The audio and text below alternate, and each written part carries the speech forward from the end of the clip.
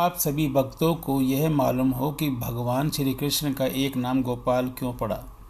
भगवान श्री कृष्ण का एक नाम गोपाल है, जो साक्षी गोपाल नामक मंदिर के रूप में प्रसिद्ध है। इस मंदिर का नाम साक्षी गोपाल कैसे पड़ा, इसकी एक रोचक कथा प्रचलित है। किसी समय यह मूर्ति वृंदावन के एक मंदिर में स्थापित थी, जिसके दर्शन के लिए वृंदावन की यात्रा पर निकले।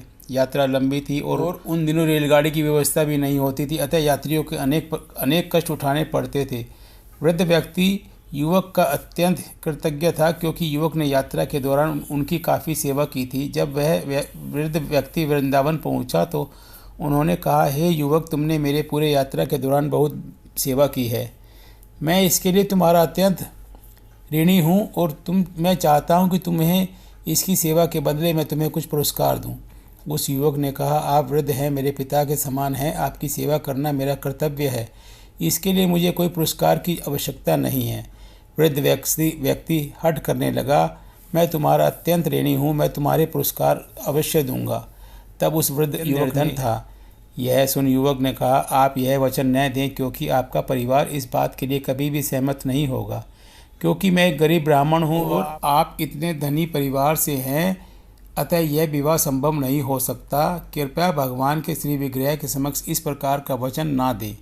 दोनों का यह वार्तालाप मंदिर के भीतर भगवान गोपाल कृष्ण श्री विग्रह के समक्ष हो रहा था, और वह युवक चिंतित था कि कहीं यह वचन पूरा न हो सका तो इससे श्री विग्रह का अपमान न हो जाए।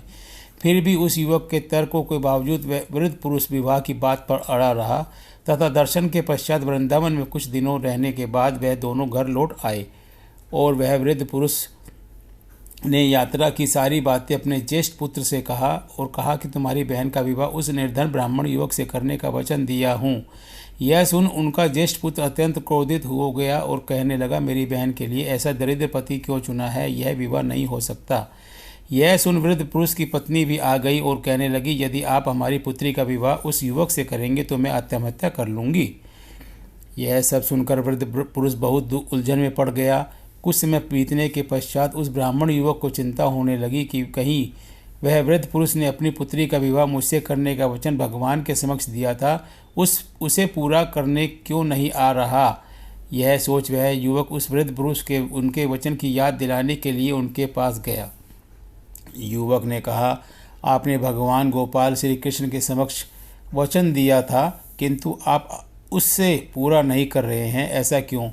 यह सुन वृद्ध पुरुष मौन थे और वह अपनी उलझन के समझने के लिए भगवान श्री कृष्ण से अपनी उलझन को समझाने के लिए भगवान श्री कृष्ण से प्रार्थना करने लगे, क्योंकि वह अपनी पुत्री का विवाह इस युवक के साथ करके वह अपने परिवार में कलेश पैदा करना नहीं चाहता था। उसी समय उनके ज्येष्ठ पुत्र आ गए और उससे ब्राह्मण युवक पर दोष रोपण करने लगे। तुमने तीर्थ स्थान के बहाने मेरे पिता को मोहित कर लिया और सारा धन लूटने के लिए मेरी सबसे छोटी बहन से विवाह करने का वचन ले लिया। इस प्रकार की बात कहकर बहुत शोरगुल करने लगा, जिससे और लोग एकत्र होने लगे। वह युवक समझ गया कि वृद्ध पुरुष अब भी विवाह करने के लिए सहमत है, किंतु उनके परिवार के लोग यह नहीं होने दे रहे हैं। यह देख वह ब्राह्मण युवक भी उच्च स्वर में बोलने लगा, वृद्ध पुरुष ने भगवान श्री कृष्ण श्री गोपाल के समक्ष मुझे यह वचन दिया था, किंतु अब परिवार के विरोध के कारण अपने वचन को पूरा नहीं कर पा रहे हैं। तब उस वृद्ध पुरुष का पुत्र कहने लगा, तुम कहते हो कि भगवान साक्षी हैं, तो ठीक है। यदि भगवान यहाँ आकर कहें कि वे साक्षी हैं, मेरे पिता ने वचन दिया है, तो तुम मेरी बहन के साथ विवाह कर सकते हो। भक्तों, युवक ने कहा, हाँ, मैं भगवान श्री गोपाल से कहूँगा कि साक्षी के रूप में आएं। उससे विश्वास था कि भगवान अवश्य आएंगे। सभी के समक्ष यह बात तय हुआ कि यदि वृद्ध पुरुष के वचन की साक्षी के लिए भगवान गोपाल श्री कृष्ण यदि वृंदावन से यहाँ आएंगे तो कन्या का विवाह उस युवक से कर दिया जाएगा। वह ब्राह्मण युवक पुनः पैदल लौटकर वृंदावन के लिए आता है। कुछ दिन यात्रा करके वृंदावन पहुंचकर भगवान गोपाल श्री कृष्ण से प्रार्थना करने लगता है, हे भगवान, आप तो साक्षी हैं, आपके समक्ष उन्होंने मुझे वचन दिया था, इसलिए आपको मेरे साथ चलना होगा। वह इतना निष्ठावान भक्त था कि वह भगवान गोपाल से ऐसी बातें कर रहा था जैसे किसी अपने मित्र से कर रहा हो। उसने यह नहीं सोचा कि यह गोपाल तो एक मूर्ति है, वह तो उन्हें साक्षात भगवान मान रहा था। अचानक मूर्ति से आवाज़ आई, तुमने कैसे सोच लिया कि मैं तुम्हारे साथ चल सकता हूँ? मैं तो एक मूर्ति हूँ, मैं कहीं नहीं जा सकता। युवक ने बहुत ही सुंदर उत्तर दिया, यदि मूर्ति बोल सकती है तो वह चल भी सकती है। इस प्रकार युवक के सविनय आग्रह को स्वीकार करते हुए श्री विग्रह ने कहा, अच्छा, मैं तुम्हारे साथ चलूँगा, किंतु एक शर्त है, तुम किसी भी दिशा में मुझे पीछे मुड़कर नहीं देखोगे। यदि देखे तो मैं वहीं स्थापित हो जाऊंगा और आगे नहीं जाऊंगा।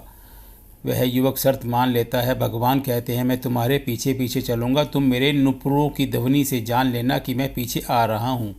युवक भगवान की बात मान चलने लगता है। आगे आगे युवक चलता है, पीछे पीछे भगवान चलते हैं। नुपुर की मधुर ध्वनि के साथ साथ आती रहती है। इसी प्रकार जब यात्रा पूरी होने वाली होती है और वह युवक जैसे ही गांव में प्रवेश करने वाला होता है, वैसे ही नुपुर की ध्वनि सुनाई देनी बंद हो जाती है। उस युवक को चिंता हुई कि कहीं गोपाल कहीं चले गए क्या, तो और वह अधीर होकर जैसे ही पीछे मुड़कर देखने लगता है, वह मूर्ति स्थिर हो जाती है। चूँकि उसने पीछे मुड़कर देखा था, इसलिए अब मूर्ति आगे नहीं जाने वाली थी। इसलिए वह तुरंत दौड़कर नगर में पहुंचा और लोगों से कहने लगा कि चल कर देखो, गोपाल स्वयं साक्षी रूप में आए हैं। यह सुन लोग अचंभित हो गए कि इतनी बड़ी मूर्ति इतनी दूर से चलकर कैसे आ सकती है। जैसे ही जाकर देखते हैं भगवान स्वयं साक्षी रूप में आए हैं, तो उस युवक के भक्ति से सभी प्रसन्न हो जाते हैं और वचन अनुसार उसका विवाह उस वृद्ध पुरुष की छोटी लड़की से कर दिया जाता है। श्री विग्रह के सम्मान में उस स्थल पर एक मंदिर बनवा दिया, जिससे लोग भगवान की पूजा साक्षी गोपाल के रूप में करते हैं। यह स्थान जगन्नाथपुरी से 40 किलोमीटर की दूरी पर स्थित है और साक्षी गोपाल के नाम से विख्यात है। बोलो श्री कृष्ण भगवान की जय। हरे कृष्ण कृष्ण कृष्ण हरे हरे, हरे राम राम राम हरे हरे।